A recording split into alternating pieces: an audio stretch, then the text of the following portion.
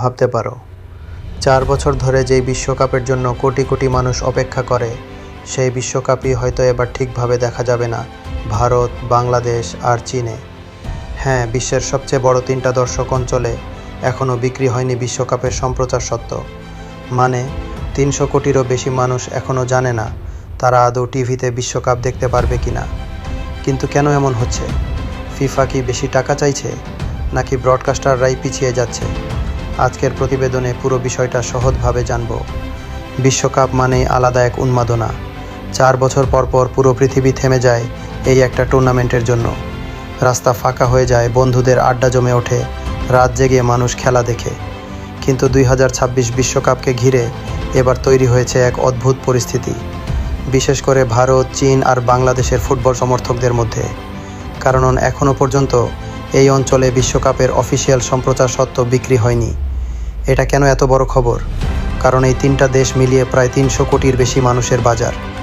মানে বিশ্বের সবচেয়ে বড় দর্শক গোষ্ঠীর একটা বড় অংশ এখানেই। যদিও ভারত বা চীন কখনো ফুটবলের বড় শক্তি না, তবুও বিশ্বকাপ নিয়ে এই দেশগুলোর উন্মাদনা বিশাল। বাংলাদেশেও একই অবস্থা। বিশ্বকাপ এলেই পুরো দেশ ভাগ হয়ে যায় আর্জেন্টিনা আর ব্রাজিলে। রাস্তায় পতাকা, ছাদে ব্যানার, রাত জেগে খেলা, সব কিছু মিলিয়ে আলাদা এক পরিবেশ তৈরি হয়। কিন্তু এবার সেই দর্শকরাই অনিশ্চয়তায়। কারণ ফিফা আর ব্রডকাস্টারদের মধ্যে এখনও কোনো সমঝোতা হয়নি। শোনা যাচ্ছে 2026 এবং 2030 বিশ্বকাপের সম্প্রচার সত্ত্বের জন্য ফিফা চাইছে প্রায় $100 মিলিয়ন, বাংলাদেশি টাকায় যা প্রায় 1200 কোটির কাছাকাছি। কিন্তু ভারতের বড় ব্রডকাস্টাররা এত বড় অঙ্কের টাকা দিতে রাজি নয়। রিলায়েন্স, জিও এবং স্টার নাকি অফার করেছে প্রায় 250 কোটির মতো। মানে ফিফার চাহিদার অনেক নিচে, ফলে আলোচনা এগোয়নি। সোনি নেটওয়ার্কও শুরুতে আগ্রহ দেখিয়েছিল, তারাও পিছিয়ে যায়। এর সবচেয়ে বড় কারণ ম্যাচের সময়। 2026 বিশ্বকাপ হবে আমেরিকা, কানাডা আর মেক্সিকোতে, যার কারণে ভারত, বাংলাদেশ আর চীনের মতো দেশে বেশিরভাগ ম্যাচ হবে গভীর রাতে বা ভোরে। ব্রডকাস্টাররা ভয় পাচ্ছে এত টাকা খরচ করার পরও হয়তো পর্যাপ্ত দর্শক পাওয়া যাবে না। কারণ ফিফা চাইছে বিশাল অঙ্কের টাকা, কিন্তু ব্রডকাস্টাররা হিসাব করছে লাভ লোকসানের।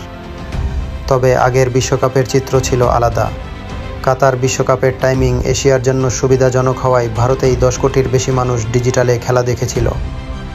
আর ভারত ও চীন মিলিয়ে বিশ্বের প্রায় 22% ডিজিটাল দর্শক এসেছিল এই অঞ্চল থেকে। তবুও এবার এখনও কোনো চূড়ান্ত সিদ্ধান্ত হয়নি। চীনের সিসিটিভি এখনও নীরব। বাংলাদেশেও কোনো প্রতিষ্ঠান আনুষ্ঠানিকভাবে স্বত্ব কেনেনি। ফলে কোটি কোটি ফুটবল প্রেমী এখনও অনিশ্চয়তায়, তারা আদৌ বিশ্বকাপ দেখতে পারবে কিনা।